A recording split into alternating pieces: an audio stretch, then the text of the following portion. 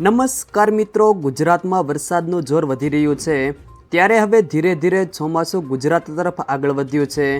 ત્યારે આગામી 24 કલાકમાં અતિભારે વરસાદની હવામાન વિભાગ દ્વારા આગાહી કરવામાં આવી છે।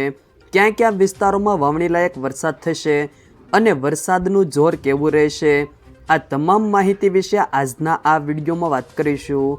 વિડીયોમાં આગળ વધતા પહેલાં જો તમે અમારી ચેનલમાં નવા છો તો ચેનલને સબસ્ક્રાઈબ જરૂર કરજો, જેથી અમારા આવનારા તમામ વિડીયોની માહિતી તમારા સુધી મળતી રહે। તો ચાલો શરૂ કરીએ આજનો આ વિડીયો।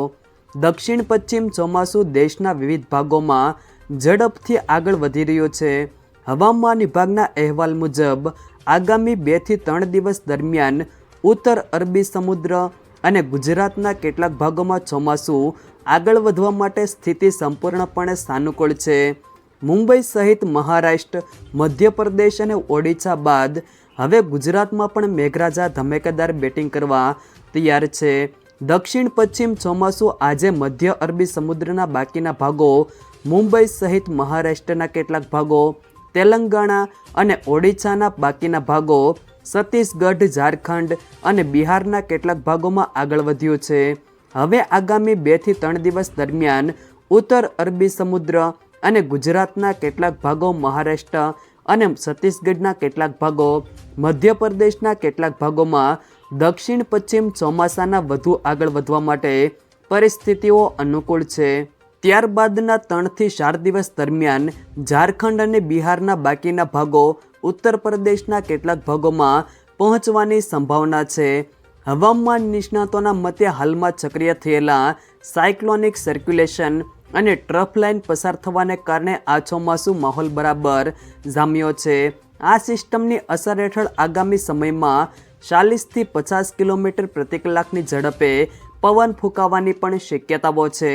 આથી હવામાન વિભાગે દરિયા કિનારાના વિસ્તારો અને ખાસ કરીને માછીમારોને આગામી દિવસોમાં દરિયો ન ખેડવા માટે કડક ચેતવણી અને સાવચેતી રાખવાની પણ સૂચના આપી દેવાઈ છે। જેમ જેમ ચોમાસું ગુજરાત નજીક પહોંચી રહ્યું છે તેમ તેમ રાજ્યના વાતાવરણમાં તેની અસર જોવા મળી રહી છે। છેલ્લા 2-3 દિવસથી રાજ્યમાં છૂટાછવાયા સ્થળોએ હળવો વરસાદી માહોલ સર્જાયો છે। ત્યારે હવામાન વિભાગની આગાહી અનુસાર 2 થી 3 દિવસમાં ચોમાસું ગુજરાતના કેટલાક ભાગોમાં પ્રવેશ કરી શકે છે। હવામાન વિભાગે આગામી 29 જૂન સુધી રાજ્યમાં ભારે વરસાદની આગાહી કરી છે। 24 તારીખના રોજ વડોદરા, છોટાઉદેપુર, ભરૂચ, નર્મદા, તાપી, સુરત, નવસારી, વલસાડ, ડાંગ આ જિલ્લામાં મોટાભાગના વિસ્તારોમાં ગાજવીજ સાથે હળવોથી મધ્યમ વરસાદ થઈ શકે છે।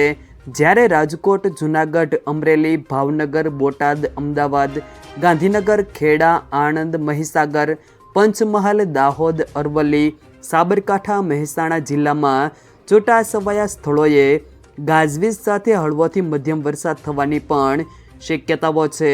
25 તારીખના રોજ ગીર સોમનાથ, અમરેલી, ભાવનગર, સુરત, તાપી, નવસારી, ડાંગ, વલસાડ, નર્મદા, છોટાઉદેપુર આ જિલ્લામાં છૂટાછવાયા સ્થળોએ હળવોથી મધ્યમ વરસાદ થઈ શકે છે। જો મિત્રો વિડીયો પસંદ આવ્યો હોય તો વિડીયોને લાઈક કરો, તમારા મિત્રો સાથે શેર કરો અને જો તમે અમારી ચેનલમાં નવા છો તો ચેનલને સબસ્ક્રાઈબ જરૂર કરજો, જેથી અમારા આવનારા તમામ વિડીયોની માહિતી તમારા સુધી મળતી રહે।